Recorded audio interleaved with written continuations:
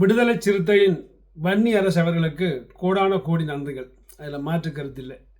ஏனென்றால் அவர் தான் நேற்று சட்டமன்றத்தில் ஈழத்தமிழருக்கு தனி தமிழீழம் அமைக்க வேண்டும் என்றதை குரல் கொடுத்த ஒரு மனிதன். அவர் விடுதலை சிறுத்தையின் கட்சி சார்பாக அந்த குரலை கொடுத்தார். ஸோ உண்மையாக சொல்லும்போது அவருக்கு ஒரு கோடான கோடி நன்றிகள். இதில் முதல்ல தமிழ்நாட்டில் உள்ள அரசியல்வாதிகள், நீங்கள் எல்லாரும் படித்தவர்கள், அறிந்தவர்கள், பெரியவர்கள் என்னை மன்னிச்சு கொள்ள வேணும். ஆனால் இன்றைக்கு இந்த வன்னி அரசு அவர்களின் ஒரு வீடியோ ஒன்று பார்த்தேன். அவர் உருக்கமாக சில விஷயங்களை கதைச்சார். அவர் அந்த யுத்த நடக்கையில் ஈழத்தில் நின்றார். அது திருமாவளவன் அவர்கள் அனுப்பி வைத்திருக்கிறார்னு சொன்னார். ஸோ திருமாவளவன் அனுப்பி வச்சிருக்கிறார் தன்னை அங்கே நின்று அதை கவனிக்க சொல்லி என்ற மாதிரியும் அப்படி பல விடயங்களை அவர் சொன்னார். அதில் பல கதைகளையும் சொன்னார். அந்த கதைகளை சொல்லிக்கல எல்லாரும் அங்கே இடம்பெயர்ந்து கொண்டு இருக்கீங்களே அவர் பார்த்து கொண்டு வந்த காட்சியும் சொன்னார். ஸோ அதால் அந்த இடம்பெயர்ந்து போய்க்குள்ள ஒரு பிள்ளை போய் அதாவது வண்டியில் ஏறிட்டு திருப்பி ஒரு சின்ன பிள்ளை போய் ஓடி போய் வீட்டுக்குள்ளே போயிட்டு வெளியில் வரைக்க தலைவர் பிரபாகரன் ஃபோட்டோவோட வந்த என்ற எல்லா கதையிலையும் சொன்னார். அடுத்தது அவற்றை கருத்தின்படி பார்க்கல அங்கே நடந்தது எல்லாத்தையும் தான் கண்குள்ளாத பார்த்தேன் என்ற மாதிரி எல்லாம் அவர் சொல்லிக்கொண்டு வரைக்க அவரே கண் கலங்கி அழுதார். இந்த வீடியோவில் 2 நேரம் 3 நேரம் அழுதார். ஸோ அவர் கதைக்கும் பொழுது தலைவர் பிரபாகரன் ஃபோட்டோ பின்னுக்கு கிடந்துச்சுது, அவருடைய பின்பக்கமாக கிடந்துச்சுது. நான் அதை பார்த்தோம், சீருடையோடு இருந்துச்சுது. ஸோ அது அப்படியான விடயங்களை பார்க்கும் பொழுது எங்களுக்கு உங்களில் மரியாதை வருது. அது புலம்பெயர்ந்த தமிழராகிய நாங்கள் மரியாதை வச்சிருக்கிறோம். ஆனால் இந்த அரசியல் சாக்கடைன்னு அடிக்கடி சொல்கிறது. ஸோ அந்த அரசியல் சாக்கடையால் எங்களுக்கு உண்மையாக நீங்கள் கண்ணீர் விடுறீர்களா, அல்லாட்டி நீலக்கண்ணீர் வடிக்கிறீர்களா, அல்லாட்டி அரசியல் செய்கிறீர்களா என்று எங்களால் கண்டுபிடிக்க இயலாது. ஏன்னா நாங்கள் களைச்சி போனோம், சரியாக களைச்சி போனோம். நேற்று ஒரு வீடியோவில் அதை தான் சொன்னேன். அது நான் மட்டுமல்ல, புலம்பெயர்ந்த தமிழர்கள் சரியாக களைச்சி போனார்கள். ஆரை நம்புறேன்னு தெரியாமல் இருக்குது. அதாவது ஒரு தடவை நம்பலா கட்டத்தில் இப்போ எங்கள்கிட்ட நிலை நிற்கிது. ஏன்னா நாங்கள் துரோகங்களை கூட கண்டுட்டோம்.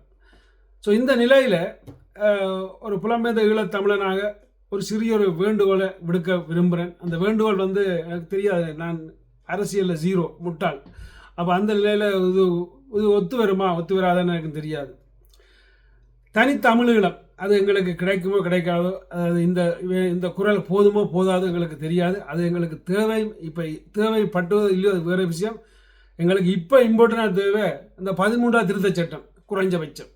அதுதான் உண்மையாக கடைசி அதாவது இருந்தால் காணுன்ற எண்ணம் தான் இப்போ. என்னால் அந்த நிலைக்கு இப்போ நாங்கள் தள்ளப்பட்டுட்டோம்.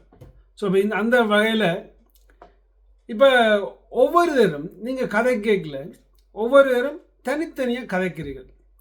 இப்போ பார்க்க போனால் சீமானவர்கள் தனியாக மாவீர தினம் கொண்டாடுறார், தனியாக அவரும் இதே தான் சொல்கிறார், ஈழத்தமிழர்களுக்கு தனி தமிழர்களும் தேவையுண்டு. ஆனால் அவர்கிட்ட பதவி இல்லை, அதாவது ஒன்றும் இல்லை, ஒரு சீட் கூட இல்லை. அதே மாதிரி ஸ்ரீமுருகன் அவர் ஈழத்தில் சரியான பற்றுடையவர். அவரும் ஈழத்தை பற்றி நல்லா கதைப்பார். ஆனால் அவர் சீமானை பற்றி எதிர்த்து கதைப்பார். சீமானெல்லாம் ஒரு மனுஷனா இதாண்டெல்லாம் எதிர்த்து கதைப்பார் ஸ்ரீமுருகன் அவர்கள். அதே மாதிரி ஐயா வைகோ அவர்கள்லாம் எங்களுக்கு முதல் ஸ்டார்ட்டில் அவருடைய குரலைத்தான் நாங்கள் எப்பவும் டிவியில் கேட்குறது. நான் கூட அவர்கிட்ட டிவியில் அவர்கிட்ட போட்டியோ அல்லது வந்துச்சுன்னா இருந்து அவர்கிட்ட கதையை கேட்காம நான் எழும்ப மாட்டேன். அப்படி புரட்சிகரமாக கதைச்சவர். ஸோ அவர் அதாவது ஒவ்வொரு தரம் நீங்கள் தனித்தனியாக எல்லாரும் கதைச்சு போட்டு ஏதோ ஒரு வகையில் பல அரசியல்வாதிகள் எங்களை வச்சு அரசியல் செய்து கதைச்சு போட்டு அது அப்படியே அந்த எங்கள்கிட்ட பிரச்சனை அப்படியே இருக்குது. இப்போ திருப்பி முளைக்குது. இப்போ நீங்கள் அதாவது வன்னி அரசு அவர்கள் கதைச்ச பிறகு திருப்பி முளைக்குது. திருப்பி டிவி போட்டிகளில் போய் அவர்களை போட்டி எடுக்கிறார்கள். திருப்பி ஏதோ ஒரு வகையில் புலம்பெயர்ந்த மக்களை, அடுத்தது ஈழத்தில் உள்ள மக்களை அதுக்குள்ளே கொண்டு சேர்க்கிறார்கள். ஸோ இதெல்லாம் நான் பார்க்கும்போது எனக்கு என்னமோ இது திருப்பியும் ஒரு தேவையில்லாத கதையை கொண்டு வரமோ என்ற எண்ணம் தான் எங்களுக்குள்ள மனதில் தோன்றுது. உண்மையாக நீங்கள் நேர்மையாக இருக்கணுமெண்டா இப்போ பார்த்தீங்கன்னா, அதாவது விடுதலை சிறுத்தைகள் கட்சி திருமாவளவன் யாரோட கூட்டு வச்சவர் பார்த்தோம் என்றால் அவர் திமுகவோட கூட்டு வச்சவர். திமுகவோட கூட்டு வச்சவர். ஆனால் திமுக யாரோட கூட்டு வச்சவர்னு பார்த்தா காங்கிரஸோட கூட்டு வச்சது. அதே காங்கிரஸ் திமுகவுக்கு துரோகம் செய்து போட்டு டிவிக்கோட கூட்டு வச்சது.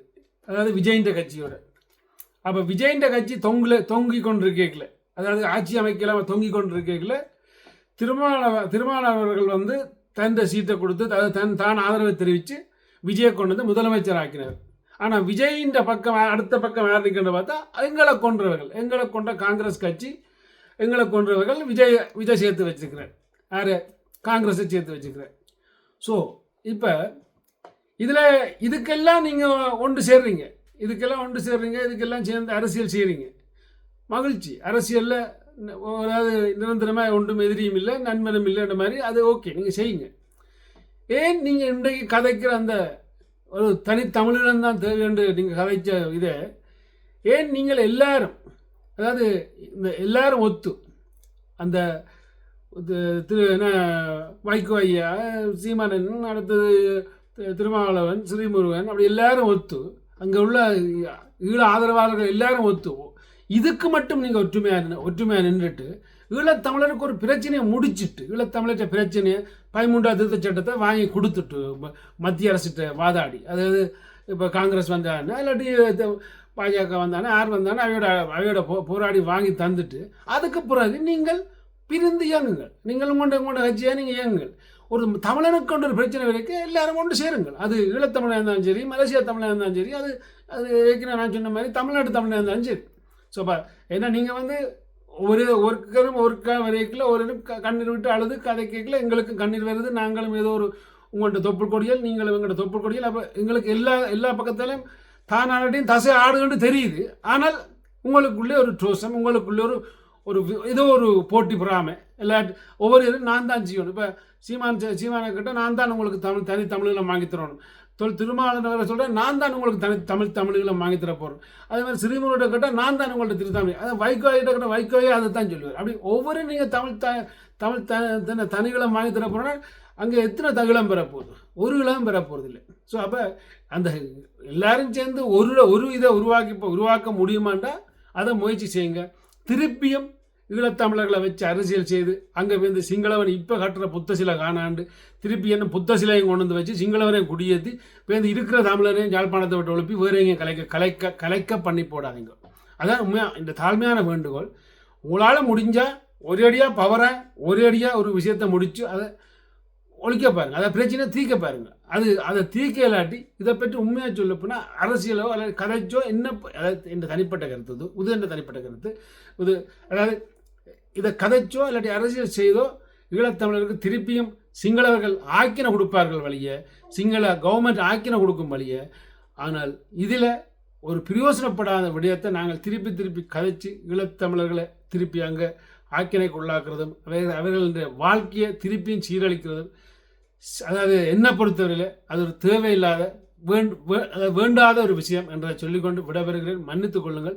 முடிந்தால் இந்த திட்டத்தை உருவாக்குங்கள். கட்சிகள் வேறையாக இருந்தாலும் தமிழர்களுக்காக கதை கேட்கல எல்லாரும் ஒன்றா வந்து நிற்போம் என்றதை உருவாக்குங்கள். அதுக்கு பிறகு கதையுங்கள். அதுதான் சரியான ஒரு வழியாக இருக்கும் என்று நான் நம்புகிறேன். நன்றி, வணக்கம். இப்போ டிவிகே என்ன செய்ததோ அதை நீங்களும் செய்ய பாருங்கள். டிவிகேக்கு ஆட்சி பிடிக்கிறதுக்காக எத்தனை கட்சி அதுக்கு சேர்ந்துருக்கு. அதே மாதிரி தமிழருக்கு ஒரு தீர்வு வேணுமென்றதுக்காக அத்தனை கட்சியும் சேர்ந்திருந்தால் சிறப்பாக இருக்கு. என்னை மன்னிச்சு கொள்ளுங்க. சிறு குழப்பங்கள்லாம் கதைக்கிறனா இருக்கலாம். ஆனால் நான் கொஞ்சம் உள்மனதிலிருந்து வெளியில் கதைக்கணுன்றக்காக தான் கதைக்கிறேன். அரசியல் அனுபவம் இல்லை. ஆனால் என்னால் முடிஞ்சதை ஒரு சிறிய ஆலோசனையாக அதில் வச்சுட்டு போகிறேன்.